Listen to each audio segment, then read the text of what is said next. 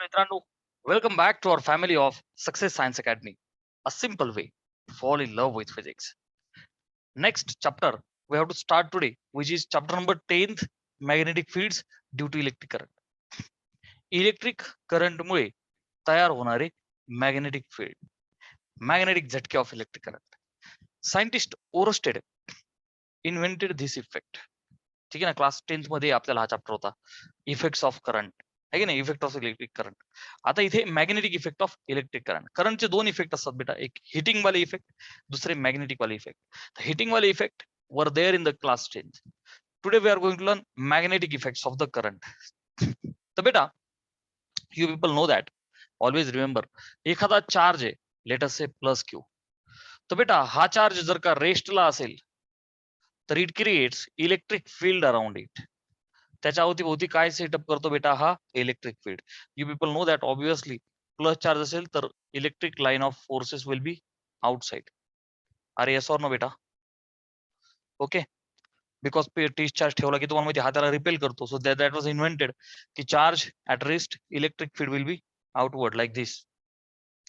जर का हा प्लस क्यू चार्ज जर का मूव्ह होतोय विथ कॉन्स्टंट मोशन, किंवा we can say V constant, याची जर का वेलॉसिटी काय बेटा, कॉन्स्टंट, रेसला होतो इलेक्ट्रिक फील्ड, वेलॉसिटी कॉन्स्टंट आहे आणि हा चार्ज पळतोय, that means current is flowing. याचा अर्थच ऍक्च्युली काय, स्टेडी करंट. ओके, जो आपला चॅप्टर आहे ऍक्च्युली. सो व्हॉट हॅपन्स, याच्या अवतीभोवती magnetic field, B means what बेटा, मॅग्नेटिक इंडक्शन किंवा मॅग्नेटिक फील्ड. तर याच्या अवतीभोवती काय सेटअप होईल, मॅग्नेटिक फील्ड. आणि जर का हा जो क्यू चार्ज आहे हा ऍक्सलरेटेड आहे, काय बेटा, हा ऍक्सलरेटेड म्हणजे त्याचा स्पीड कधी वाढतोय कधी कमी होतोय, अशा प्रकारचं जर का सिच्युएशन असेल तर what happens is, you know, electromagnetic spectrum, आठवतंय ना?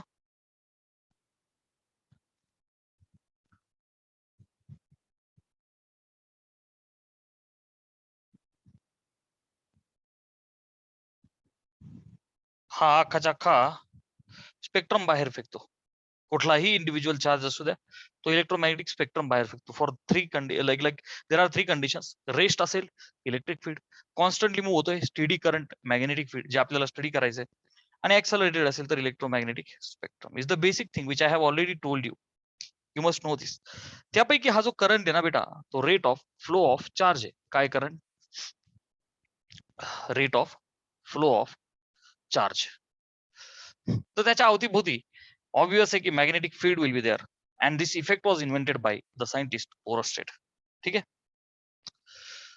So let's consider that we have got a wire, and from this wire current I is flowing in the upward direction. अर्थात it can also be the case where current can move in the downward direction. Okay, एखादी wire घ्या, वरती चालला खाली चालला, wire मधनं current चालला, ज्या डायरेक्शन मध्ये वायर पकडायची पकडा. क्लिअर आहे? तर बेटा जर या वायर मधनं करंट आहे तर ओरस्टेडने काय ऑब्झर्व केलं की याच्या अवतीभोवती मॅग्नेटिक फील्ड आहे. जर का एक मॅग्नेट आणला आणि या वायरच्या अवतीभोवती ठेवला तर तो डिफ्लेक्ट होईल. तुमच्या घरात सुद्धा जे वायर आहे त्याच्या अवतीभोवती तुम्ही चेक करू शकता, वायरच्या फार जवळ जा, you will see somewhat deflection, somewhat magnetic field. ठीक आहे ना, वायरच्या अवतीभोवती. तर कसं असं ते फील्ड, ती देण्याची पद्धत आहे. वेनेवर, बेटा लक्ष दे, whenever your current is straight, whenever your current I is straight, म्हणजे तुमचं वायर सरळ आहे, तर बेटा जे मॅग्नेटिक फील्ड आहे ना, इट्स बी वेक्टर. बेटा it is circular. All right, बघ करंट स्ट्रेट आहे, यू कॅन सी वायर सरळ आहे. आता ह्याच वायरला तुम्ही जर का गोल केलं तर रिमेंबर बच्चा, when current become circular, current जेव्हा गोल आहे म्हणजे लाईक कॉईल असेल किंवा एखादा वायरला गोल गोल केलं लाईक धिस, तर बेटा in this case magnetic field B vector will be straight. Getting? Okay, आता बाळा मला सांग, हा करंट वरती चालला इन दिस वे, तर magnetic field will be circular. अच्छा, मग आता हा जो सर्कल आहे आपल्याला कळलं हॉरिझॉन्टल, परंतु क्लॉकवाईज का anti clockwise? For that purpose बेटा we have right hand thumb rule. काय आपल्याकडे? Right hand thumb rule. The direction is given by which rule beta? Right hand thumb rule. According to this rule, काय करायचं? Suppose हा जो current आहे like this, imagine the axis of rotation like this आणि thumb. Okay, axis of rotation, हा जो thumb आहे त्याने काय दाखवलं पाहिजे? Axis of rotation. आणि फिंगर्सने काय केलं पाहिजे बेटा? In this direct sense of rotation. Are you getting? Sense of rotation. जो थंब आहे हा थंब कुठे गेला पाहिजे बेटा? Axis of rotation. आणि जी फिरवलेली बोट आहेत बेटा, कर्ल्ड फिंगर्स, कर्ल्ड फिंगर्स ने काय दाखवलं पाहिजे? Sense of rotation. Are you getting? Sense of rotation. Okay, आता डायग्राम मध्ये अच्छा, मग लक्ष द्या, जर curled fingers sense of rotation दाखवत असतील तर your thumb will give axis of rotation. आता लक्ष द्या, हे कन्व्हेन्शन आहे फिक्स्ड. मग त्या डायग्राम मध्ये हा जो करंट आहे बघा, लक्ष दे, current is in the direction of the thumb, right? So thumb is the axis of rotation की where I have current over here. Okay, मग आता लक्ष दे, थंब कुठं गेला? वरती. मग आता बोट फिरवा. Are you getting? In this way. So this is clockwise direction ना बेटा? अरे येस और no? So that means magnetic field will be in the clockwise direction in this way. Is that okay with you? Okay, हे बघ, थांबला असं पकडायचं आणि बोट फिरवा. बोट फिरवली तर what will happen? That magnetic field will be in this way, perpendicular to the plane of the current. Are you understanding ना बेटा? So magnetic field या करंट मुळे जो काय असेल तो कसा असणार आहे? क्लॉकवाईज. इथं लावा, करंट खाली आहे, ऍक्सिस ऑफ रोटेशन. ओके, आणि सेन्स ऑफ रोटेशन, बोट फिरवा in this way. So anti clockwise भेटेल तुम्हाला इथं मॅग्नेटिक फील्ड. कसं भेटेल बेटा? Anti clockwise. या चॅप्टर मध्ये खूप बोट फिरवायची बेटा आपल्याला अजून. ओके, चॅप्टरच्या पुढे पुढे. सो बच्चा, this is your B vector. Are you understanding? Okay, आता फिजिक्स मध्ये आणखी एक कन्व्हेन्शन आहे बेटा. कोणतं? लक्ष दे. अच्छा, सेन्स ऑफ द रोटेशन कोण आहे बेटा? B vector. Okay, perpendicular to the direction of the current. Okay, B वेक्टरचं जे प्लेन आहे it's perpendicular to the direction of the current when that circle is direct perpendicular to the axis of rotation. ठीक आहे ना? असं असेल तर दिस axis असा. बेटा लक्ष दे, फिजिक्स मध्ये करंट वरती चाललाय, सो ते जे मॅग्नेटिक फील्ड आहे ते कसं आहे? इथनं आत चाललंय, इथनं आत चाललंय आणि इकडनं बाहेर पडतंय. तर बेटा जे आत चाललेलं आहे इनवर्ड, ओके, तर this is the inward. Okay, magnetic electric काय जे असेल तर ते क्रॉसने दाखवलं होतं फिजिक्स मध्ये इनवर्ड. कसं लक्षात ठेवायचं? बाण आहे ना, बाण असं ताणला बाण, तर बाण ताणल्याच्या नंतर बाण असा आत घुसणार आहे तर त्याच्या माग असं टोक दिसतं का नाही बाणाच्या? सो तसं लक्षात ठेवायचं इनवर्ड. आणि बाहेर येणार म्हणजे डॉट. दिस डॉट मीन्स आउटवर्ड. क्लिअर आहे बेटा? चला ह्या केस मध्ये बघ, थंब पॉइंटिंग खाली, magnetic field will be circular in this way, anti clockwise. अच्छा, इथे कसं बेटा? इथे इट इज ऍक्च्युली असं उभं जर का केलं अँटी क्लॉकवाईज आहे हे. अरे येस और no? Anticlockwise. Very sorry, this is anticlockwise. अरे येस और नो? मॅग्नेटिक फील्ड कसं बेटा? अँटी. अच्छा, इथं कसं आहे? याला जर उभं केलं तर क्लॉकवाईज होईल ना, क्लॉकवाईज. ओके, हे जे मॅग्नेटिक फील्ड आहे बच्चा ते आहे इथं क्लॉकवाईज. अच्छा, मुद्दा हा आहे, आता इथं ह्या केस मध्ये बाहेर येतं इकडनं, हे बघ ना, बोट फिरवा, इकडनं बाहेर येत आहे. So here this is outward. कसं आहे बेटा? इथे आउटवर्ड आणि इथनं इथनं आत घुसतंय ना, सो क्रॉस मारा आणि इनवर्ड दाखवा. क्लिअर आहे बेटा? So again, focus on the right hand thumb rule. Thumb, axis of the rotation. Curl finger, sense of the rotation. एकदा क्रॉस प्रोडक्ट पुन्हा एकदा रिवाइज करून देतो आपण. फिजिक्स मध्ये क्रॉस प्रोडक्ट शिकलो ना बेटा. सपोज हा पी वेक्टर आणि हा क्यू वेक्टर. सपोज तुम्ही पी ला क्यूच्या बोर्ड फिरवताय इन दिस वे, तर काय होईल बेटा, पी क्रॉस क्यू. हा जो वेक्टर आहे हा perpendicular to the plane of the P and Q. हे पी आणि क्यू खाली दोघं. तू पी ला क्यूच्या बोर्ड फिरवशील तर खाली हॉरिझॉन्टल सर्कल बनेल. Are you understanding? तेव्हा ना पी ला क्यूच्या बोर्ड फिरवलं, तू याला एक सर्कल बनवशील ना आणि वरती जाईल. Yes or no? अच्छा, उलट आहे. तू जर का क्यू ला पीच्या बोर्ड फिरवशील, तू जर क्यू ला पीच्या बोर्ड फिरवशील तर रिझल्टंट खाली जाईल ना, आणि हा रिझल्टंट होईल क्यू क्रॉस पी. क्लिअर आहे बेटा? So basic thing what we have learn in the basic lecture. Current I straight आहे, magnetic field will be circular. Current जर सर्क्युलर असेल तर पुढे तुम्हाला कॉइलच्या टर्म्स मध्ये magnetic field will be straight. ठीक आहे. Sense of the rotation you have understood thumb rule. ठीक आहे ना. Thumb denotes axis of rotation जो आहे, आणि magnetic field by the curl finger, sense of the rotation. Clear आहे बेटा? Take the screenshot.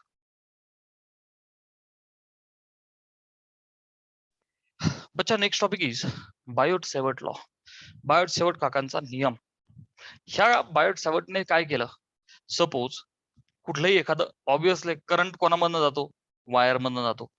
Good conductors most typically you know copper wire is used. आणि एखादा कोणी श्रीमंत असेल तो सिल्वर वायर. अंबानी साहेब असतील ते golden wire they can use. Okay, they are good, like there must be good conductivity.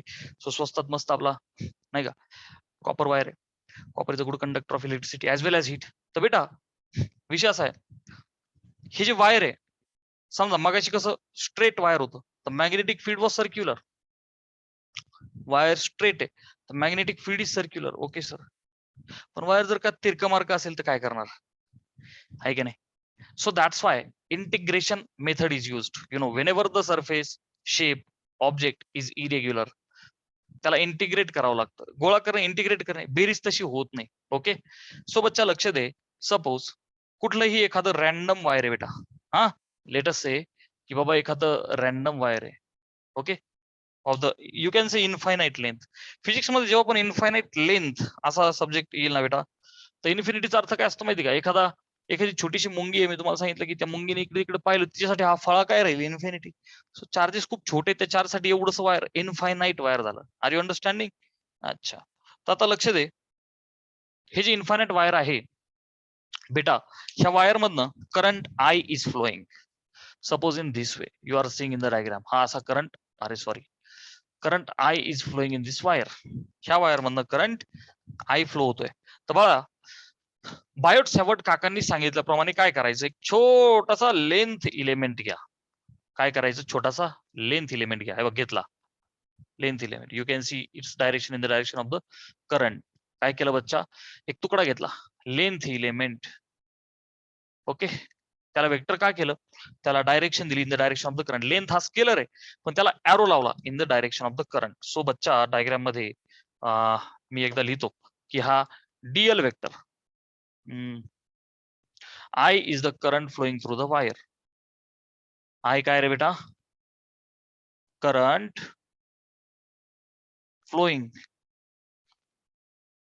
Through wire. You are seeing की वरती चाललाय, वरती चालल्यानंतर खाली येईल, कुठे होते आपण वरती दाखवला. तर बेटा काय करायचं, डीएल, हा डीएल काय रे बेटा, एलिमेंटल वायर किंवा elemental segment of the wire. ठीक आहे ना. डीएल हा खूप छोटा आहे ना, elemental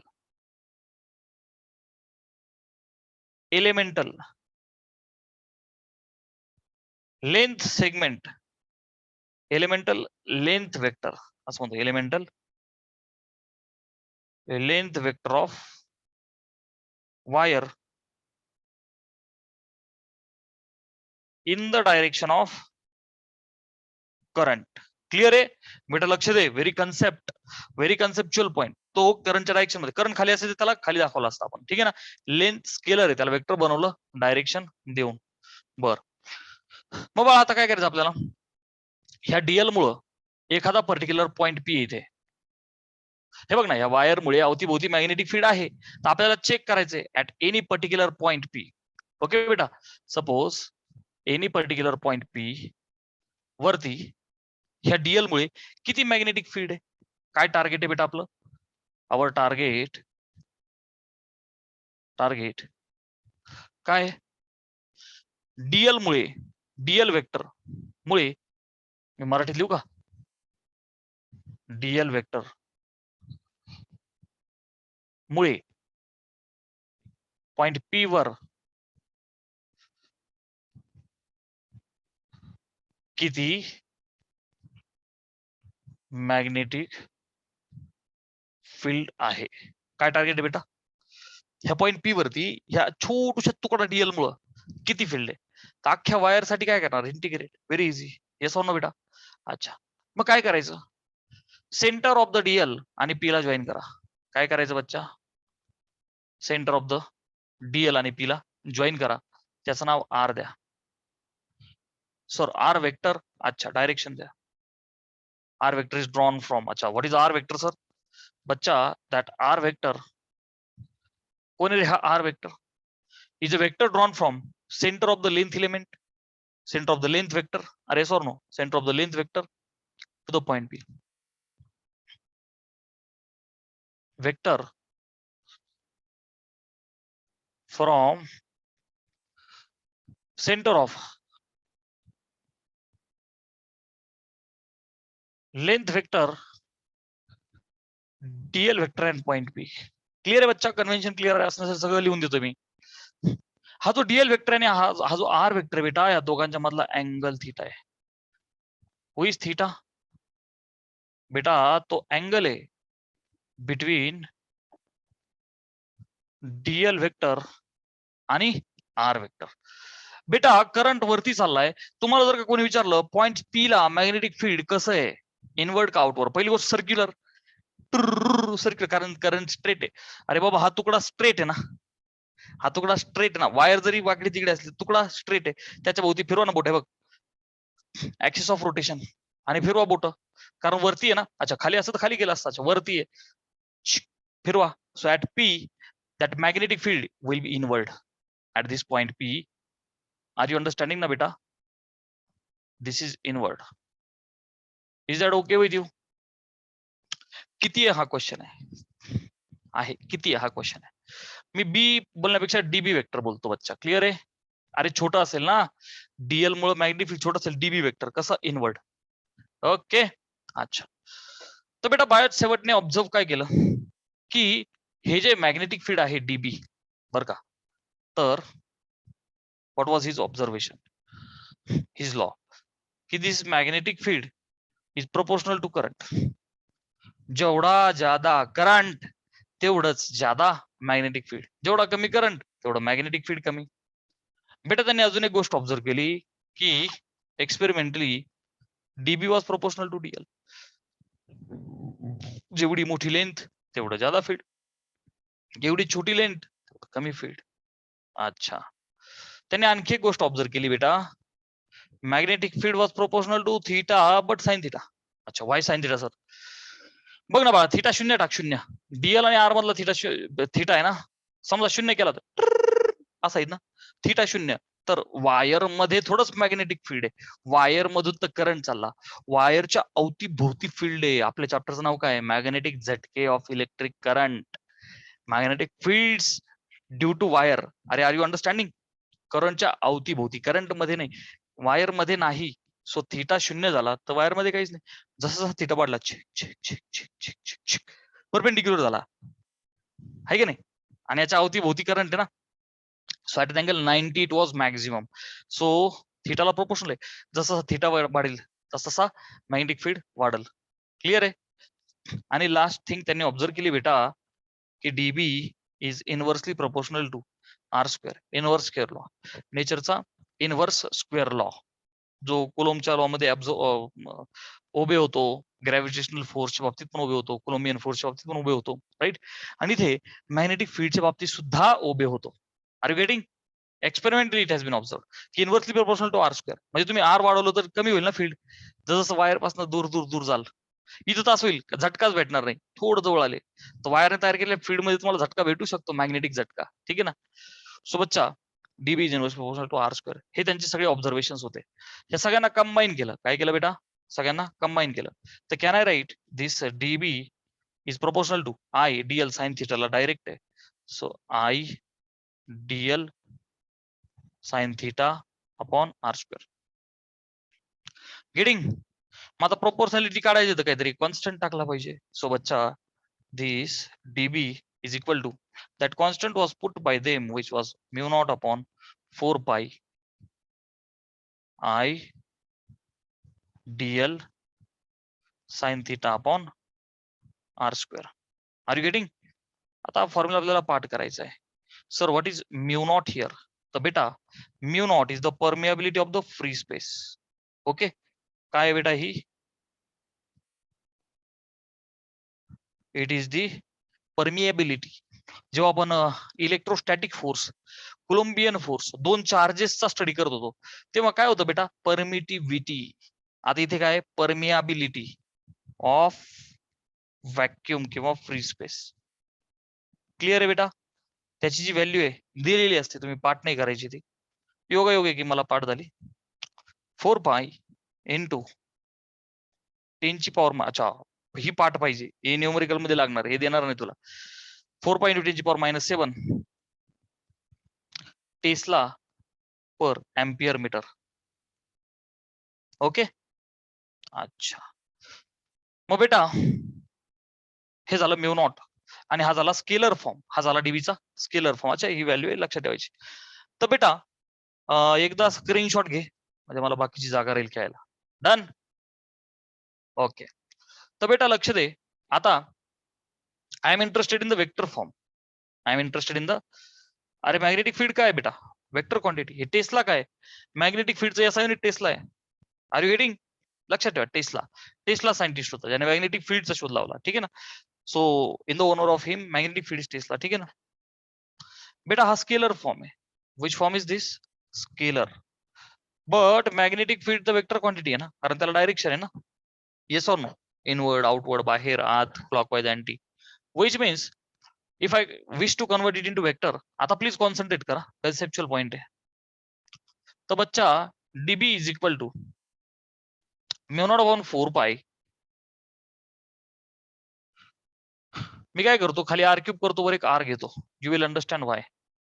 I dl r sine theta r cube. Adjust केला मी, गुणिले आर भागिले आर, वरती एक आर घेतला, आर स्क्वेअरचा आर क्यूब झाला. Sir why? तर बेटा you know the reason, please concentrate. तर हा जो डीबी आहे, नाव I can write it as vector mu not upon 4 pi. हा जो आय आहे असाच ठेवा. Here I am writing dl cross R upon R cube. Concept आठवा क्रॉस प्रोडक्टची.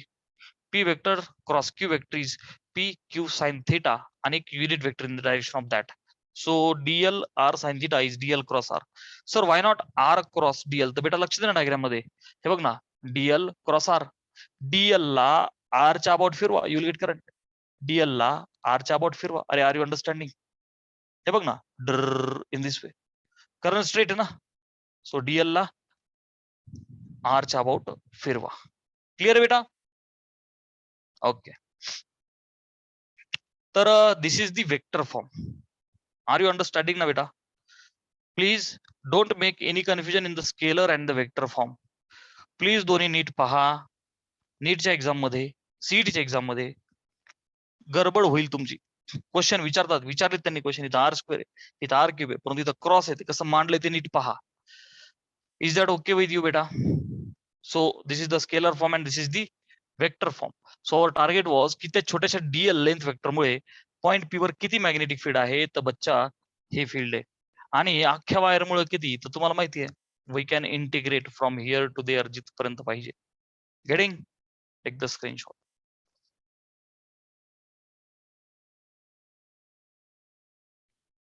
तर बेटा we will now study applications of the Biot Savart law. हा जो लॉ शिकला त्यांनी, जो डेव्हलप केला, कशासाठी केला, त्याच्या अर्थात काहीतरी ऍप्लिकेशन्स आहेत. समजा आता माझ्याकडे एक वायर आहे, जिची काहीतरी लेंथ असेल.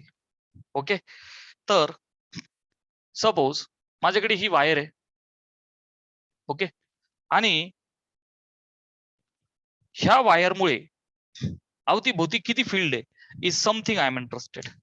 आता लक्ष दे, बायोट सेवट काकांनी अख्ख्याच्या अख्ख्या वायरसाठी फॉर्म्युला दिला का? नाही दिला. त्यांनी सांगितलं एक छोटासा तुकडा घ्या, मग सगळ्या वायरसाठी काढा.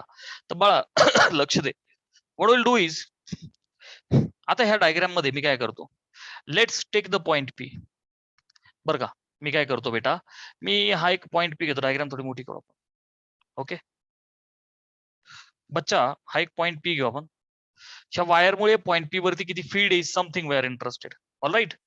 अच्छा, मग आता हा एक पॉइंट पी घेतला मी. ओके, घेताना काय घेतला मी, असं जरासा मधोमध घेतला. क्लिअर आहे. आता काय करतो बेटा मी, I would be taking its distance small a from the wire. किती घेतो बेटा, वायर पासन small a is the perpendicular distance of that point free P from the wire. Okay, छोटा ए काय बेटा, छोटा a is the perpendicular distance of P from wire. Wire पासन P चं परपेंडिक्युलर डिस्टन्स छोटा ए आहे. वायरला किती एंड आहे बेटा, दोन, एक टॉपचा आणि एक बॉटमचा. Yes or no? अच्छा, मग आता एक काम करू आपण एक टॉप एंड आणि एक बॉटम एंड ह्या पी सोबत जोडा. ठीक आहे ना, टॉप एंड आणि बॉटम एंड काय केले बेटा, आपण ह्या पी सोबत जोडले. ओके, अच्छा, आता काय करायचं बेटा आपल्याला, हा जो पी आहे, let that from the point P angle subtended at the top is φ1 म्हणू आपण याला. काय म्हणू बच्चा, लेट अस से φ1, आणि bottom it's φ2. Is it okay ना बेटा? ओके, सो φ1 आणि φ2 काय हे बघ, φ1 ला काय म्हणू, angle made, angle made at top from point P. Clear ना बेटा, from point P it is the angle mid. अच्छा, इट इज अँटी क्लॉकवाईज. फरक नाही पडत, पण तरी let's have the convention. Anti clockwise आहे ना बेटा, अच्छा सॉरी क्लॉकवाईज आहे ना. अच्छा, त्याला निगेटिव्ह घेऊ आपण. अरे येस ऑर नो, मेजरमेंट येणार आहोत आपण, नाही का क्लास 11 मध्ये शिकलो होतो. प्लस मायनस काही चालतं, परंतु आपण अज्युम करू, चला हा कसा आहे क्लॉकवाईज, सोबतच्या त्याला काय घेऊ आपण, निगेटिव्ह. अच्छा सर, व्हॉट अबाउट φ2? तर बेटा φ2 is the angle made at bottom from that point P. आणि तो कसा आहे क्लॉकवाईज. तर त्या क्लॉकवाईजला काय करू बेटा आपण, क्लॉकवाईजला काय करू, क्लॉकवाईज होता निगेटिव्ह घेतला, अँटी क्लॉकवाईज आहे तर पॉझिटिव्ह घेऊ. अरे असं हे बघ ना, अँटी क्लॉकवाईज, हे बघ एक जण क्लॉकवाईज एक जण अँटी क्लॉकवाईज, दॅट्स इट. आणि एकाला पॉझिटिव्ह एकाला निगेटिव्ह घेतला आपण, क्लॉकवाईज वाला निगेटिव्ह, याला positive, for our understanding and nothing else. Clear आहे. आता बायोट सेवट काकांनी काय शिकवलं, एक छोटासा तुकडा घ्या वायरचा, वायर मधनं ऑब्व्हियसली सर करंट चालू आहे. अरे सॉर नो बेटा, एक डायरेक्शन दाखवली पाहिजे ना. मग आता आपण काय दाखवू की बाबा ह्या वायर मधनं करंट आय चाललेला आहे वरती. ओके, अच्छा, मग बेटा आता काय करायचं, एक छोटासा लेंथ एलिमेंट घ्या. हे बघा इथे घेतो मी. Is that okay with you? कुठलाही एक लेंथ एलिमेंट घ्या. ठीक ठीक ठीक, कुठेतरी एका ठिकाणी घ्या. मी इथे घेतला. अच्छा, हा तुकडा घेतला. अरे येस ऑर नो बेटा, length vector is always in the direction of the current vector. Length vector is always in the direction of the current vector. घेतला, त्याच्या सेंटर पासून पी ला जॉईन करा. Check check check check check. Clear आहे बेटा? This is nothing but your R vector. अरे yes or no बच्चा, which is drawn from centre of the dl to the point P. Clear ना, R vector. आणि हा जो थीटा आहे ना बेटा, हा जो थीटा आहे, कोण थीटा आहे हे बघा, हा वाला. अरे हा म्हणजे काय, it is in between a आणि आर वेक्टर. क्लिअर आहे, नीट लक्ष दे बेटा. This is your theta. Okay, who is theta बेटा, who is theta is the angle between small a आणि आर वेक्टर. त्यापेक्षा आर लिहितो कारण ए स्केलर आहे ना. अरे ह्या ए आणि आर मधला अँगल थीटा आहे, पण मला ऍक्च्युअल मध्ये कोणता पाहिजे, माय रिक्वायर्ड थीटा. आपल्या डेरिव्हेशन मध्ये नाही का फॉर्म्युलामध्ये dB is equal to mu not upon 4 pi I dl sine theta upon R square. तर आपला जो थीटा आहे तो is the angle between dl vector आणि आर वेक्टर. डीएल आणि आर मधला अँगल ह्या केस मध्ये जो आहे ना बच्चा, तो किती होईल हे बघ ना. This is 90, this is theta, हा right angle triangle, so this is 90 minus theta. हा अँगल आहे जो आपल्याला पाहिजे according to Biot Savart. Dl आणि आर, हे बघ ना, डीएल आणि आर दोघांच्या मधला. सो बच्चा 90 मायनस थीटा हा अँगल आहे आपला, is the angle between dl vector and R vector. Are you clear with all the conventions बेटा? ओके, अच्छा. मग आता बायोट सेवर्ट लॉ वापरा. Okay, magnetic field due to elemental length vector at the point B, okay, will be dB. काय बेटा हे, mu naught upon 4 पाय आहे की नाही, आय डीएल साइन थीटा नाही लिहायचं, sine 90 minus theta upon R square. Angle between dl and R is 90 minus theta. बेटा are you understanding? Please use Biot Savart's law appropriately. Biot Savart's law appropriate. तू म्हणजे sir आपला जो theta होता, आपण 90 minus theta, concept physics मध्ये रट्टा नाही, कन्सेप्ट इज इम्पॉर्टंट. फॉर्म्युला तोच आहे, mu naught upon 4 pi I dl sine theta upon R square. पण थीटाच्या ऐवजी 90 minus theta is the angle between dl vector and R vector. Are you understanding ना बेटा? That was actually needed. Getting? अच्छा. मग बेटा this is equal to mu not upon 4 pi I dl sine 90 minus theta is cos theta ना बेटा, upon R square. इथपर्यंत आलो आपण. एकदा स्क्रीनशॉट घेऊन टाका. आता बाळा लक्ष दे, मला डीएल मुळे नकोय, मला अख्ख्याच्या अख्ख्या वायर मुळे पाहिजे. किती पाहिजे बेटा मला? I want because of complete wire. मग आता कम्प्लीट वायरच्या बाबतीत आता काय करायचं लक्ष दे. ही जी काही लेंथ आहे ना, लेंथला एल म्हणून आपण छोटा तुकडा पकडला ना डीएल, ही अख्खीची अख्खी लेटेस्ट लेंथ एल आहे. हे बघ बेटा लक्ष दे, तुझं अख्खं वायर आहे, वायरला 2 सेक्शन्स मध्ये तोडला आपण बरं का. हा अर्धा आणि हा अर्धा आहे की नाही, सेंटर पासून 2 तुकडे केले ना ए. तर बेटा त्यापैकी लेंथ सपोज ए आहे, तर what I would do is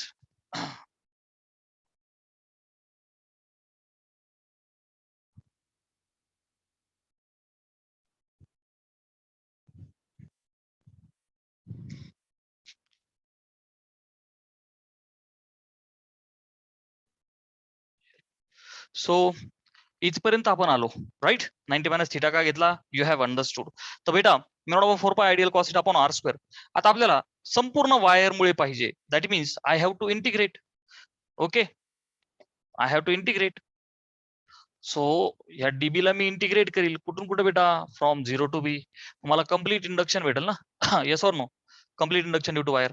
आता उजव्या साईडला मला इंटिग्रेट करावं लागेल कुठून कुठं, बघ ना, इन टर्म्स ऑफ अँगल φ2 पासून φ1 पर्यंत.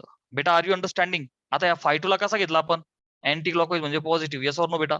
So I will say positive φ2 पासून, तर हा क्लॉकवाईज आहे ना φ1, त्याला मायनस φ1. हे बघ बेटा, पुन्हा मी तुला सांगतो, मायनस प्लसच्या भानगडीत पडू नको. एकाला पॉझिटिव्ह तर दुसऱ्याला निगेटिव्ह घे. त्याचं बेसिक रिझन असं आहे की ए पासनं एक जण क्लॉकवाईज येतं, एक जण अँटी आहे, दोघांचे डायरेक्शन अपोजिट आहे. ज्याला प्लस घ्यायचा त्याला प्लस, ज्याला मायनस घ्यायचा त्याला मायनस घे. पण मी तुला सोपं वाटण्याकरता अँटी क्लॉकवाईज वाला जो आहे त्याला पॉझिटिव्ह घेतला, क्लॉकवाईज वाला जो आहे त्याला निगेटिव्ह केलं, दॅट्स इट. तर बेटा म्यू नॉट अपॉन 4 पाय मी एकदम स्टेप बाय स्टेप करतो. I dl cos theta upon R square, agree? I dl cos theta upon R square. आता फक्त सोडवायचंय, and we will be done with the answer. तर बाळा मुद्दा असा आहे यार, इंटिग्रेट तर करायचंय मला, तर मला integrate with respect to theta करावं लागेल ना, डी थीटा. अरे yes or no, I to integrate with respect to what sir, theta. बाळा लक्ष दे, mu naught by 4 pi I हे तर कॉन्स्टंटच आहेत. मग एकदा त्यांना बाहेर घेतो. हे बघ, म्यू नॉट कधी बदलणार नाही, भागिलेचा 4 पाय कधी बदलणार नाही, आणि आय सुद्धा कधी बदलणार नाही. हे बाहेर घ्या. इंटिग्रेट करायचंय 5 पासून तर -5 पर्यंत, आणि dl cos theta r square का हे चेंज होतात बघ, लक्ष दे बेटा. तो जो डीएल आहे चेंज होऊ शकतो ना, आपण घेतला ना तो कमी जादा स्लाइट असू शकतो. कॉस ऑफ द थीटा बेटा, कॉस ऑफ थीटा ऍक्च्युली हा जो थीटा आहे इट कॅन चेंज ना. तुम्ही जो डीएल वेक्टर घेतला तो वरती घेतला असता, खाली चिक चिक चिक चिक. अरे सॉर नो, हा तुमचा व्हेरिएबल आहे ना. त्या थिटाने तर अख्खा वायर कन्सिडर करायचं ना आपल्याला, actually from here to here. हा जो थीटा ऍक्च्युली आणि सगळं वायर कन्सिडर करायचं, आपण तो तुकडा घेऊन करतोय फक्त. मग बेटा खाली राहिला आर स्क्वेअर, तर ही आर पण बदलणार ना. डीएल समजा मी वर घेतला असता तर आर छोटा आला असता, डीएल खाली घेतला असता तर अजून मोठा आला असता. So this 3 are variables. ह्या तिघांना थीटाच्या टर्म्स मध्ये घ्या.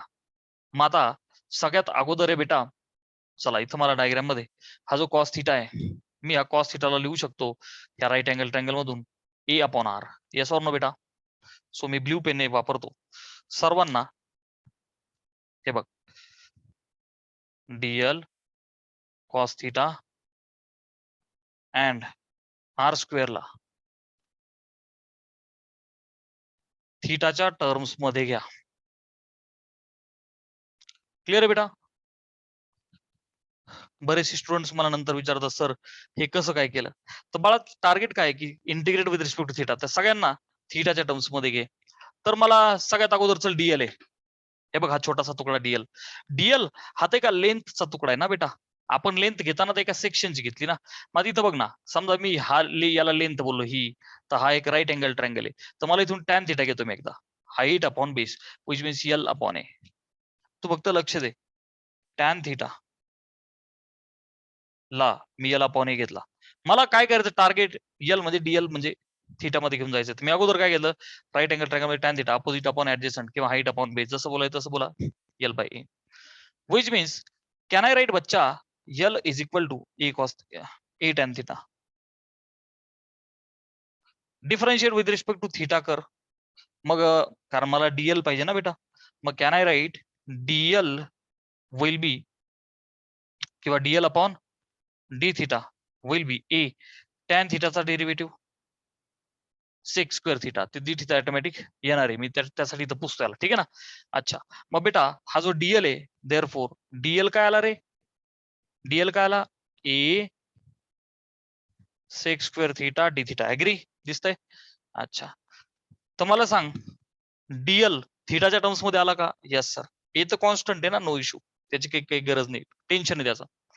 बच्चा तो जो कॉस थीटा आहे ते बघ ना, पुन्हा एकदा हा राईट अँगल ट्रँगल घे आपला, cos theta adjacent upon हायपो, cos theta मिळू शकतो ए बाय आर. बट क्या हम कॉस थीटा को रिप्लेस करें, नाही काही गरज नाही. कॉस थीटाला कॉस थीटाच ठेवू आपण. So dl and r square. अरे गरज नाही ना त्याला, कारण तो जो आर आहे ना तो येणार आहे ना त्याच्या टर्म्स मध्ये. डीएल अँड आर स्क्वेअर थीटाच्या टर्म्स मध्ये, तो ऑलरेडी थीटाच्या टर्म्स मध्ये आहे ना, कॉस थीटा ऑलरेडी थीटाचा आहे ना, त्याला कशाला काय करता.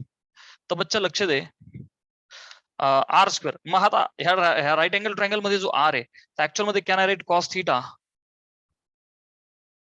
ए बाय आर. हे बघ ना, राईट अँगल ट्रँगल मध्ये cos theta is adjacent upon hypo A by r. R ला रिप्लेस करायचंय, सो बच्चा r will become A by cos theta. Agree. R वर आला, कॉस थीटा खाली आला. आर ला थीटाच्या टर्म्स मध्ये लिहिलं, येस सर. कॉस थीटाच्या टर्म्स मध्ये लिहिलं, थीटाच्या टर्म मध्ये आला. हे कॉन्स्टंट आहे, टेन्शन घेऊ नको. ओके, आता आपण यांना उचलू आणि आपल्या याच्यामध्ये टाकून देऊ. स्क्रीनशॉट घे एकदा.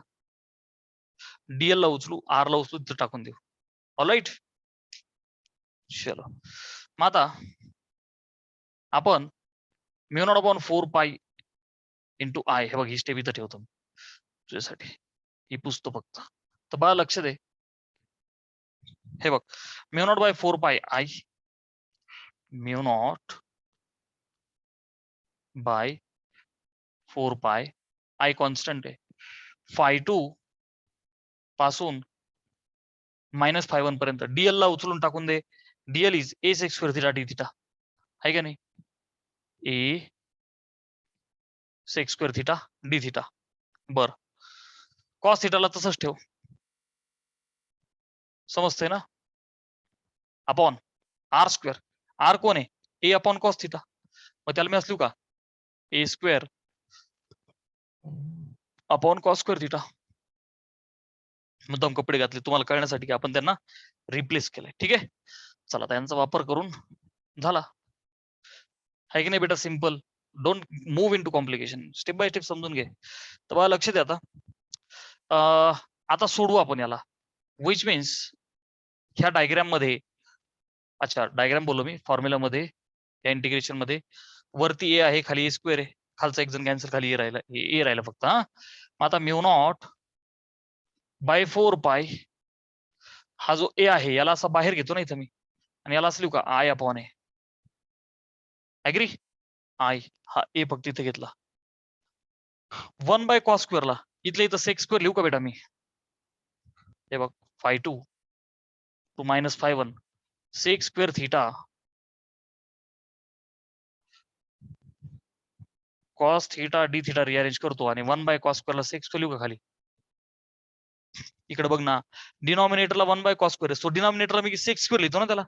मग हा सेक्स स्क्वेअर याच्यासोबत कॅन्सल, उरलं फक्त integration of cos, and we know integration cos is plus sine. So बच्चा this is mu not upon 4 pi I upon A. Integration cos काय रे बेटा? साइन. कुठून कुठं? phi2 पासून तर -φ1 पर्यंत. गेटिंग?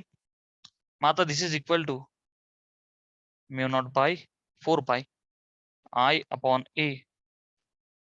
कसं सोडवायचं? अच्छा इंटिग्रेशन राहिलं ना आपलं. अच्छा हा हा, राईट राईट, आन्सर लिहिलं. आता तुम्हाला माहिती आहे upper limit minus lower limit, so bracket मध्ये upper limit is sine of -φ1 minus sine of phi2. Getting? I repeat, sin of -φ1 minus sin of phi2. Getting? Okay.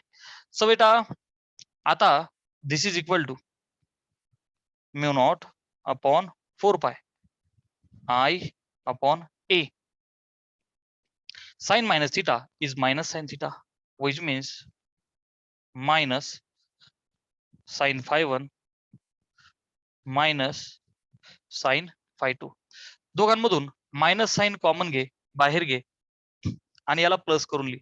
Magnetic induction is never negative. So बच्चा mu not upon 4 pi I upon a, minus sine तू common घेशील तर काय होईल बेटा? हे sine of the phi1 plus sine of phi2. आणि हे कोण आहे? 0 to d B, it is B. कोणाचं? Finite wire.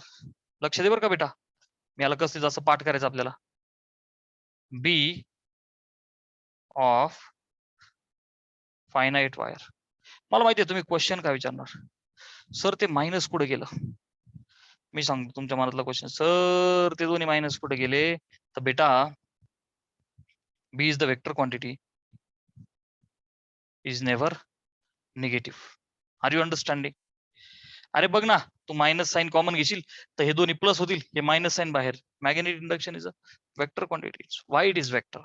R you understanding? It has particular direction. Clear आहे? So this is the formula which we have to make a ratta of that. B of the finite wire. Okay, finite, fixed wire. Mu naught upon 4 pi I upon a sin phi1 plus sin phi2. Screenshot घे.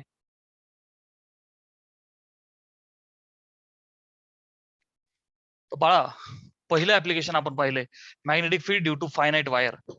बी finite wire, mu not by 4 pi I upon a sin of phi1 plus sin of phi2. मोगम रट्टा मारायचा नाही, please understand the meaning. याच्यामध्ये हा जो ए आहे, हा ए कोण आहे बेटा?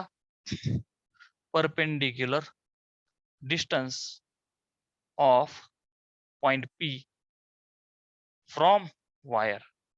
R getting? याला विसरायचं नाही. ए कोण आहे? वायर पासून परपेंडिक्युलर डिस्टन्स. न्यूमेरिकल्स मध्ये व्हेरी हेल्पफुल. बेटा φ1 कोण आहे रे? Angle with one end of wire. Okay. आणि हा φ2 कोण आहे रे बेटा? Angle with other end of the wire. Concept clear आहे? Which we have proved. आणि म्यू नॉट अपॉन 4 पाय याची व्हॅल्यू तुम्हाला माहिती आहे 10⁻⁻7. येस ऑर नो बच्चा? कारण mu naught is 4/10⁻⁻7 for numerical solving. आता लक्ष दे. आता आपल्याला याच्यामध्ये विचारतील, स्मॉल ए घेतो मी, magnetic field due to finite होतं इनफायनाइट वायर. काय विचारलं बच्चा? इनफायनाइट वायर मुळे किती मॅग्नेटिक फील्ड? इनफायनाइट म्हणजे काय? बरीच मोठी. तुम्हाला माहिती आहे इनफायनाइटचा अर्थ काय? छोटीची मुंगी असेल तिसाठी वायर काय झालं? फायनाइट जरी असेल तुमच्यासाठी फायनाइट, पण तिच्यासाठी इनफायनाइट. गेटिंग? इनफायनाइट वायर असेल तर बेटा आता लक्ष दे. हे जे वायर आहे बरं का, ऑब्वियस आहे वायर आहे म्हणजे ते स्ट्रेट असणार आहे. इनफायनाइट आहे ना बेटा, खाली मायनस इन्फिनिटी वरती प्लस इन्फिनिटी. हे तुमचं डिस्टन्स आहे आणि हा point P. A is the perpendicular distance of the point P from the wire. Yes or no बेटा? आता लक्ष दे. वायर इनफायनाइट आहे. जेव्हा फायनाइट होतं तेव्हा एक अँगल होता. प्लीज लक्ष दे. फायनाइट होतं तेव्हा अँगल होता 0, 30, 40 आहे की नाही, 50, 60, 70, 80. परंतु बेटा इनफायनाइट होईल तर हा अँगल इतका मोठा होईल. लक्ष दे. हा अँगल इतका मोठा होईल. अरे are you understanding? That it will 10 to 90. अरे बघ ना राव, हा जो φ1 आणि हे जे φ2 आहे ना, अरे येस ऑर नो बच्चा? φ1 विल बी 90. असं घेतलं होतं ना अँटी आणि हा क्लॉकवाईज 90. अरे येस ऑर नो?